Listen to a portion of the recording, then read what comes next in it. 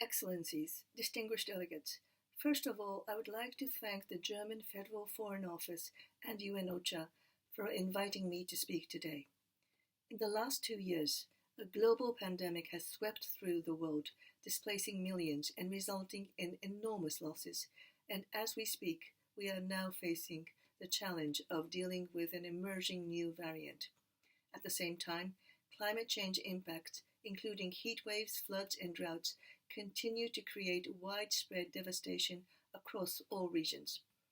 Despite good intentions, unfortunately, we remain perpetually underprepared, and we find ourselves caught in a vicious cycle of disaster, response, recovery, and repeat.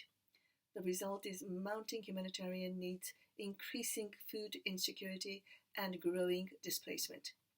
This is why the current paradigm in how we address climate-related disaster risk needs to shift dramatically.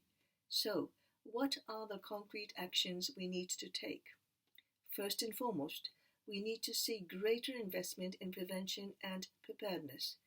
We need to stop considering that investment in prevention and preparedness is a cost, because without focusing on prevention and preparedness before disasters strike, we will never be able to mitigate losses and damages from disasters, and we will not be able to address the multitude drivers of disaster risks, including vulnerability and exposure. Secondly, we need to scale up anticipatory action, provide end-to-end early warning systems that reach the last mile, and connect early warning with early action. We can no longer afford to wait until disaster strikes. If we want to reduce the mounting humanitarian needs, we must change the way we finance disaster now.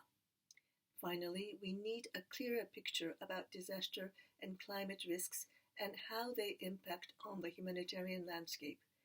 They are intricately interconnected, as we see in the case of climate change and conflicts, and the interaction amongst the multiple underlying roots of vulnerabilities.